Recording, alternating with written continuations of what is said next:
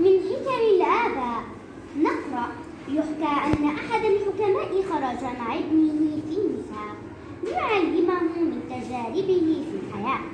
سلك الاثنان واديا عميقا تحيط به الجبال الشاهقة، وأثناء سيرهما تعثر الطفل في مشيته وصرخ من الألم: آه!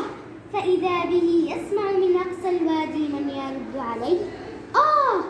نسي الطفل الألم وشك أن أحدا يسخر منه، فسأله: من أنت؟ فإذا الجواب يأتيه: من أنت؟ انزعج الطفل من هذا التحدي. ابتسم الأب وطلب من ابنه أن ينتبه للجواب هذه المرة، وصاح في الوادي: أنت محترم! فكان الجواب: أنت محترم!